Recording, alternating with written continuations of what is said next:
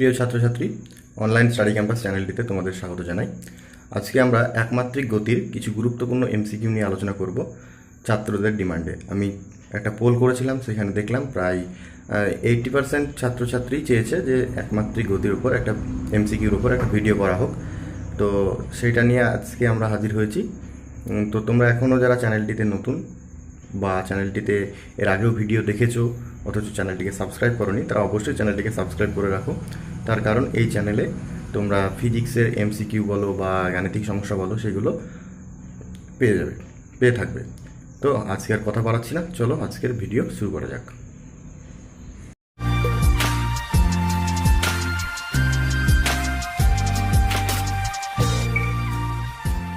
যেমনটা ভিডিওর প্রথমে বলা হলো যে আজকে কিছু গুরুত্বপূর্ণ এমসিকিউ আলোচনা করা হবে, সেই মতো প্রথমকার এমসিকিউটা দেখো। বলেছে 1.0 মিটার ব্যাসার্ধের একটি অর্ধবৃত্তাকার পথে একটি বস্তু কণা 1.0 সেকেন্ড এ থেকে বি বিন্দুতে যায় এই চিত্র অনুযায়ী। কণাটির গড় বেগ কত? তাহলে এই চিত্র অনুযায়ী দেখতে পাচ্ছ একটা বৃত্তাকার পথ, অর্ধবৃত্তাকার পথ। এই পথ অনুযায়ী এইখান থেকে এই এ বিন্দু থেকে শুরু করে এই বৃত্তাকার পথে, অর্ধবৃত্তাকার পথে এই বিন্দুতে এসেছে কত সময়? 1 সেকেন্ড সময়। এবং এটার যে ব্যাসার্ধ, সেই ব্যাসার্ধ হচ্ছে 1 মিটার। তাহলে এটার গড় বেগ কত হবে সেটা আমাকে বের করতে হবে। অঙ্কতে এমন কিছু নাই, এটা ক্লাস 9-এর একটা প্রবলেম।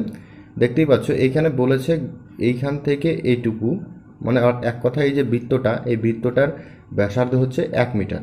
তাহলে ব্যাস কত? ব্যাস হচ্ছে 2 মিটার। এটাকে 2 দিয়ে গুণ করলেই ব্যাস পেয়ে যাবো। এবার আমি ব্যাস কেন বের করলাম? ব্যাস বের করলাম একটাই কারণে, যে এ বিন্দু থেকে বি বিন্দুতে এই পথে এসেছে ঠিকই, তাহলে এখানে আমাকে বেগ বের করতে বলছে, গড় বেগ। বেগ মানে আমরা এই সরণ বাই সময়, এটা আমরা জানি। তাহলে এখানে সরণ কত হলো? সরণটা হলো এই এ বিন্দু থেকে বি বিন্দুতে যেতে মোট যে দূরত্বটা অতিক্রম, এই সরলরৈখিক যে দূরত্বটা গেছে সেটাই হচ্ছে তার সরণ। আর এই পথটা, এই বৃত্তাকার পথটা যেটা, সেটা হচ্ছে দূরত্ব বাই সময় করলে আমরা পাই দ্রুতি, ঠিক আছে? আর সরণ বাই সময় করলে আমরা পাই বেগ। তাহলে এখানে প্রথম কাজ হচ্ছে আমার সরণটা বের করে নেওয়া। তো সরণ কত? মুখোমুখি হয়ে যাচ্ছে, দেখো 1 মিটার হচ্ছে তার ব্যাসার্ধ, তাহলে ব্যাসটাই হচ্ছে সরণ। সরলরৈখিক দূরত্ব কোনটা? এখানে এ থেকে একবার ডাইরেক্ট যেটা, সেটাই সরলরৈখিক দূরত্ব। তাহলে এখানে যে দূরত্ব, এখানে যে মোট সরণ, সেই সরণটা হচ্ছে কিন্তু আমার এস ইকুয়াল টু 2 মিটার। আর টাইমটা এখানে দেওয়া আছে, টাইমটা কত? টাইমটা হচ্ছে তোমার 1।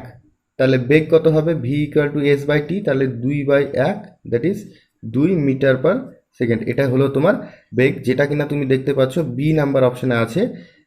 সেটা হচ্ছে 2.0 আছে, সেটা কোনো ব্যাপার নয়। দেখতে পাচ্ছ অঙ্কটা ইম্পর্টেন্স কতটা। আইআইটিতে এসেছিল 1999 সালে, ঠিক আছে? এবার পরবর্তী অঙ্কে কি আছে চলো দেখে নেওয়া যাক। বলেছে একটি 2 নাম্বারটা দেখো, একটি গতিশীল বস্তুকণা অতিক্রান্ত দূরত্ব যাত্রাপথের সময়ের বর্গের সমানুপাতিক। এই অবস্থায় বস্তুটির ত্বরণ বৃদ্ধি পাচ্ছে, হ্রাস পাচ্ছে, শূন্য না ধ্রুবক। তো এইটা একটা অঙ্ক, সেটা কিভাবে করতে হবে আমরা দেখে নিই। তো এই অঙ্কটা করার আগে আমি বলে দিই, এই অঙ্কটা করার আগে তোমরা কিন্তু অবশ্যই ম্যাথামেটিক্সের ডেরিভেটিভটা তোমাকে অবশ্যই জানতে হবে, নাহলে কিন্তু অঙ্কটা বোঝা একটু কঠিন ডেরিভেটিভ না জানলে। তো আমি চেষ্টা করছি একবার বোঝানোর, ঠিক আছে? চলো দেখে নেওয়া যাক। তো তুমি ধরে নাও যে অতিক্রান্ত দূরত্ব সেটা হচ্ছে তোমার এক্স, ঠিক আছে? আর টাইম হচ্ছে টি। তো কোশ্চেনে বলেছে দেখো অতিক্রান্ত দূরত্ব টাইমের বর্গের সমানুপাতিক। তাহলে আমরা লিখতে পারি এরকম, ঠিক আছে? বর্গের সমানুপাতিক, ঠিক আছে? এবার এখান থেকে আমরা খুব সহজেই এখানে একটা সমান চিহ্ন দিয়ে একটা ধ্রুবক নিয়ে নিতে পারি কে, যেখানে কেটা হচ্ছে কনস্ট্যান্ট, এটা লিখে দিবে। তারপরে কি করব? এটা হচ্ছে তাহলে আমরা যেটা পেলাম এক্স ইকুয়াল টু কে টি স্কোয়ার, এটা হচ্ছে ওই বস্তুটার সরণের যে এক্সপ্রেশন, সেই এক্সপ্রেশন। এবার আমাকে বলেছে এই অবস্থায় বস্তুটার ত্বরণ কী হবে। তো ত্বরণ বের করতে গেলে আমাকে এই এক্সটাকে দুবার ডেরিভেটিভ করতে হবে উইথ রেসপেক্ট টু টাইম। তো আমি ফার্স্ট টাইম ডেরিভেটিভ করছি। ফার্স্ট টাইম ডেরিভেটিভ করলে আমরা যেটা পাবো সেটা হচ্ছে বেগ পাবো। বেগ মানে হচ্ছে ডিএক্স ডিটি, এটা আমরা সকলে জানি, ঠিক আছে? এবার এটা যদি ডেরিভেটিভ করি তাহলে কি হবে? এটা টি এর সাপেক্ষে ডেরিভেটিভ করলে 2kt এটা আসবে, ঠিক আছে? তোমরা যদি ডেরিভেটিভ না জানো তাহলে কিন্তু বুঝতে পারবে না, আমি প্রথমেই বলেছি। তারপরে এটাকে আবার ডেরিভেটিভ করতে হবে, তাহলে আমরা ত্বরণ পেয়ে যাব। ত্বরণ মানে হচ্ছে ডিভি ডিটি, তার মানে আমরা লিখতে পারি d2x বাই ডিটি স্কোয়ার, এটা বলতে পারি। তাহলে এটা যদি আমি ডেরিভেটিভ করি তাহলে কত হবে? দেখতেই পাচ্ছ ডেরিভেটিভটা হবে অনলি 2k, যেটা কিন্তু একটা নতুন কনস্ট্যান্ট, তাই না? তাহলে আমরা বলতে পারি যে বস্তুটার যে ত্বরণ, সেই ত্বরণটা এখন কিন্তু ধ্রুবক, যেটা তোমরা দেখতে পাবে অপশন ডিতে আছে। Option D, option D is the right answer. অবশ্য পরীক্ষার খাতায় যখন তোমরা যদি এটা আসে, তাহলে তোমরা অবশ্যই এখানে লিখতে হবে এটাকে 1 নম্বর দেবে, 1 নং সমীকরণকে টি এর সাপেক্ষে অন্তর্কলন করে পাই, এভাবে আবার এবার দুটো ক্ষেত্রে কিন্তু লিখতে হবে। এবার এটা এমসিকিউ বলে আমি শর্টকাটে করলাম, ঠিক আছে? এবার পরবর্তী অঙ্কে কি আছে চলো দেখা যাক। পরবর্তী 3 দাগের অঙ্কটা দেখো, এক ব্যক্তি একটি নির্দিষ্ট দূরত্ব যাবে, যে সে এই দূরত্বের অর্ধাংশ 30 কিমি পার ঘন্টা বেগে দ্রুতিতে এবং অবশিষ্ট অর্ধাংশ 40 কিমি পার ঘন্টা দ্রুতিতে গেল, তার গড় দ্রুতি কত সেটা বের করতে হবে। খুবই সোজা অঙ্ক, জাস্ট একটা ফর্মুলা মনে রাখলেই অঙ্কটা হয়ে যাবে। যেহেতু এমসিকিউ, আমি সেই ফর্মুলা দিয়ে অঙ্কটা করব। যদি বড়তে থাকতো তাহলে অবশ্যই আমরা বড়ভাবে করতাম, এবং হয়তো বা আমি এই ধরনের অঙ্ক প্রবলেম সেটের মধ্যে যখন ছিল তখন বড় করে করেও দিয়েছি। সুতরাং এটা যেহেতু এমসিকিউ, তাহলে আমরা এমসিকিউ কীভাবে সলভ করছি সেটাই শিখছি, বড় করে তো লাভ নেই। সেই জন্য জাস্ট ফর্মুলাটা ইউজ করে আমরা অঙ্কটা করব। ফর্মুলাটা হচ্ছে, গড় বেগের ফর্মুলা হচ্ছে ভি বলে দাও, সেটা হচ্ছে v1 v2 2v1 v2 by v1 plus v2 এটা। এবার এখানে কোশ্চেন অনুযায়ী যে v1টা দেওয়া আছে সেটা হচ্ছে 30 কিমি পার আওয়ার, আর v2 যেটা দেওয়া আছে সেটা হচ্ছে 40 কিমি পার আওয়ার, এই দুটো দেওয়া আছে। এবার তুমি মান বসিয়ে দাও, তাহলেই তোমার হয়ে যাবে V average is equal to 2 into 30 into 40 by 30 plus 40। এটা ক্যালকুলেশন করো, তোমার অ্যান্সার চলে আসবে। উপরে কত আসছে, 6 6 24, 240, তারপর দুটো শূন্য, নিচে 70, একটা শূন্য কাটো, এবং এটা যদি তুমি ক্যালকুলেশন করো তোমার অ্যান্সার দেখবে চলে আসছে 34.3 কিমি পার আওয়ার, এটা চলে আসছে। ঠিক আছে, এটা ক্যালকুলেশন করে তোমরা দেখে নেবে। এবার 4 দাগের কোশ্চেনটা দেখো, দ্বিমাত্রিক স্থানে একটি বস্তুর গতি সমীকরণ দেওয়া আছে x equal to 5t² plus 2 আর y ইকুয়াল টু দেওয়া আছে 2t² প্লাস 5। বস্তুটির গতিপথ কেমন সেটা বের করতে হবে। এটা জানার জন্য তোমাদের ম্যাথামেটিক্সের একটু নলেজ থাকতে হবে, বিশেষ করে সরল রেখা বা জিওমেট্রির একটু নলেজ থাকতে হবে, যেটা তোমাদের ক্লাস 11-এ ম্যাথামেটিক্সে আছে। তো কোনো সমস্যা নেই, আমি বলে দিচ্ছি কীভাবে করতে হবে না করতে হবে, চলো দেখে নেওয়া যাক। দেখো এখানে দেওয়া ছিল x equal to 5t² plus 2, আর আরেকটা দেওয়া ছিল যে y equal two 2t² plus 5। এবার করবা কি, যে কোনো একটা থেকে t² এর মান বের করে নাও। তাহলে এখানে তুমি এটা রাখো, 5t² ইকুয়াল টু কত হচ্ছে x মাইনাস 2, তাই হচ্ছে তো। এবার এখান থেকে t² যদি বের করে নাও x মাইনাস 2 বাই 5, এটা হলো। এই ভ্যালুটা, এই t² যে ভ্যালুটা সেটা এখানে বসিয়ে দাও, তাহলে কি হচ্ছে দেখে নাও। 2 থাকলো, t² এর ভ্যালু কত, এটা x মাইনাস 2 বাই 5, এটা হলো t² এর ভ্যালু, প্লাস 5 তো ছিলই। এবার এটাকে একটু সিম্পলিফাই করে দেখো, একটা ইকুয়েশন চলে আসবে। এটাকে যদি তুমি গুণ করো তাহলে 2x মাইনাস 4 বাই 5 প্লাস 5, এটা হলো। ঠিক আছে, এবার এইটাকে তুমি আর একটু সিম্পলিফাই করো, y ইকুয়াল টু এখানে 2x বাই 5 করে দাও, আর এটা হচ্ছে মাইনাস 4 বাই 5 প্লাস 5, এটা তো দাঁড়ালো। ঠিক আছে, এবার এটাকে এগুলো যেগুলো সংখ্যা সেগুলো যদি সিম্পলিফাই করা যায়, তাহলে এখানে 2 বাই 5x এটা থাকলো, আর এটাকে যদি তুমি যোগ বিয়োগ করো তাহলে কত হচ্ছে দেখো, 5টা লসাগু করো, তাহলে এখানে হচ্ছে 4 মাইনাস 25। ঠিক আছে, তাহলে y ইকুয়াল টু হলো 2 বাই 5x, আর এটা ক্যালকুলেশন করে আসছে মাইনাস, এখান থেকে একটা মাইনাস বেরোবে, তাহলে এটা প্লাস হয়ে গেল 21 বাই 5, এটা আসছে। যেটাকে কিন্তু আমরা বলতে পারি এটা একটা equation, y equal two mx plus c, এই আকারে চলে এসছে। দেখো যেখানে mটা হচ্ছে 2 বাই 5 আর c হচ্ছে 21 বাই 5। ঠিক আছে, এই ক্যালকুলেশনটা আবার ভুল হলো না তো? আশা করছি ঠিক আছে। তো দেখতে পাচ্ছ এটা একটা স্ট্রেট লাইন বা সরল রেখার সমীকরণ। তাহলে আমরা এই যে ইকুয়েশনটা যেটা তৈরি করলাম সেটা কিন্তু আমরা বলতে পারি যে এটা ওই বস্তুটার গতিটা হচ্ছে সরল রেখা। ঠিক আছে, এইভাবেই কিন্তু তোমরা বের করবে। যদি কোনো দিন এরকম আসে যে গতিপথটা কীরকম হবে, দুটো সমীকরণ দেওয়া আছে, তখন একটা সমীকরণ থেকে একটা ভেরিয়েবলের মান বের করে নিয়ে অন্য একটাতে বসিয়ে দিবে, তাহলে একটা যে ফরম্যাট আসবে সেই ফরম্যাটটা দেখেই তোমাকে কিন্তু বুঝতে হবে যে এই সমীকরণটা আসলে কিসের সমীকরণ। দেখো প্রথমকার 5 দাগের কোশ্চেনটা দেখো, খুব ইম্পর্টেন্ট কোশ্চেন। কোনো বস্তু কণার সরণ ও অতিক্রান্ত দূরত্বের অনুপাত কখনোই হতে পারে না কোনটা? ঠিক আছে, এটা নিয়ে অনেক কন্ট্রোভার্সি আছে, একটু আমি বোঝানোর চেষ্টা করছি, দেখে নাও। এই কোশ্চেনটা সলভ করার জন্য তোমাকে প্রথমত সরণ আর কি বলেছে এখানে, বলেছে দূরত্ব আর সরণ, এই দুটোর কনসেপ্টটাকে সর্বপ্রথম তোমাকে জানতে হবে। ধরে নাও এই একটা বিন্দু, ঠিক আছে, এই বিন্দু আর এই বিন্দু থেকে তুমি অনেক কটা পথে কিন্তু এখানে যেতে পারো। আমি সাপোজ এই একটা পথ নিলাম, ঠিক আছে, এই পথে এই বিন্দু থেকে বি বিন্দুতে পৌঁছালে, এটা এ বিন্দু আর এটা বি বিন্দু। আর একটাভাবে পৌঁছানো যায়, আমি দুটো পথই দেখাচ্ছি, একটা হচ্ছে এই সোজাসুজি আর একটা এই সোজাসুজি। তো এই দুটো পথের মধ্যে তুমি দেখতে পাচ্ছ এ থেকে বি যে পথটা সোজাসুজি গেছে সেটাকে কিন্তু আমরা বলে থাকি সরণ। কি বলি? সরণ। আর এই পথটাকে দূরত্ব বলি। একবারে সোজা সাপটা যদি ভাবতে যাও তাহলে এটাই হচ্ছে ব্যাপার, সরলরৈখিক দূরত্বটা হচ্ছে সরণ। আর যে পথটাই আমরা অতিক্রম করলাম, এই যে ক্যালাবেলা পথটা, সেই ক্যালাবেলা পথটা হচ্ছে দূরত্ব। এবার কথা হচ্ছে এই বস্তুটাকে আমি এ থেকে বি বিন্দুতে এই পথে নিয়ে যাব তার তো কোনো কথা নাই, আমি সোজাসুজিও নিয়ে যেতে পারি। যখন সোজাসুজি নিয়ে যাব তখন সরণ আর দূরত্ব সমান হয়ে গেল। তাহলে এখানে আমাকে বলেছে যে অতিক্রান্ত দূরত্ব প্রথমে সরণ, ওপরে সরণ আর নিচের দূরত্ব, এই দুটোর আমাকে অনুপাত বের করতে হবে। তাহলে দেখো আমরা যদি ইন জেনারেল ভাবতে যাই, জেনারেলি ভাবতে গেলে কি হবে, এই যে পথটা, এই পথটার মধ্যে কিন্তু এই সোজাসুজি পথটাই সবসময় ছোট হবে। যে কোনো দুটো বিন্দুর মধ্যে যখনই আমরা পথ দূরত্ব বের করতে যাব, মানে দৈর্ঘ্য বের করব, সবসময় সরলরৈখিক দূরত্বটা, সোজাসুজি যে দূরত্ব সেটাই কিন্তু সবসময় ছোট হবে, ঠিক আছে। আর অন্য যে কোনো পথে যাও সেই পথটা কিন্তু বড় হবে, স্বাভাবিক ব্যাপার। তাহলে জেনারেলভাবে ভাবতে যাই, ওপরে ছোট নিচে বড়, তাহলে এই ভ্যালুটা কী মনে হচ্ছে? ওপরে যদি ছোট হয় আর নিচে যদি বড় হয় তাহলে সেই ভ্যালুটা সবসময় একের থেকে ছোট হওয়া উচিত। কিন্তু এই যে পথটা, আমি দূরত্বটা যদি না ধরে যদি আমি ভাবি যে এ থেকে বি পথে সোজাসুজি গেছি আমি, তাহলে সেক্ষেত্রে বস্তুটা সরণ এবং দূরত্ব দুটোই কিন্তু সমান। তাহলে সরণ আর দূরত্ব সমান হতে পারে, আর না হয় দূরত্ব সবসময় বেশি হবে, তাই তো?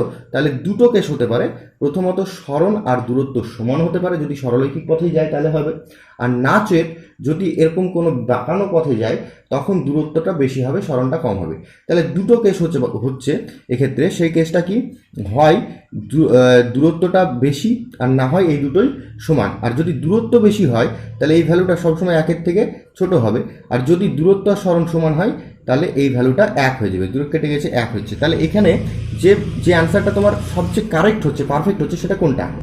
তোমরা দেখলে যে সরণ বাই দূরত্ব এই অনুপাতটা হয় এক হবে, না হয় একের থেকে কম হবে, এটা তোমরা দেখলে। তাহলে এই অপশানগুলোর মধ্যে কোশ্চেনটা কি বলেছে দেখো, কোনো বস্তু কণার সরণ ও দূরত্বের অনুপাত কখনোই হতে পারে না, কোনটা হতে পারে না? তাহলে এখানে বলেছে একের সমান, যেটা আমরা দেখলাম একের সমান হতে পারে, একের থেকে কম সেটা তো অবশ্যই হতে পারে। আর একটা বলেছে যে একের থেকে বেশি, এই ভ্যালুটা কিন্তু আমরা দেখতে পেলাম না। যদি আবার হতো একের থেকে বেশি কখন হতো, যদি দূরত্বটা উপরে থাকতো আর সরণটা নিচে থাকতো তাহলে একের থেকে বেশি হতো, কিন্তু এখানে সরণ বাই দূরত্ব বলেছে, তাহলে একের থেকে বেশি হতে পারে না, এই একটা ভ্যালু হলো। এবার শূন্যর ব্যাপারটা আসি। যদি কোনো বস্তু মানে কি বলবো সরণ শূন্য হতে পারে, ঠিক আছে, সরণ কিন্তু এখানে আমি আর একটা বুঝিয়ে দিচ্ছি যে বিষয়টা শূন্য হবে কি না সেটা একটু বুঝিয়ে দিই।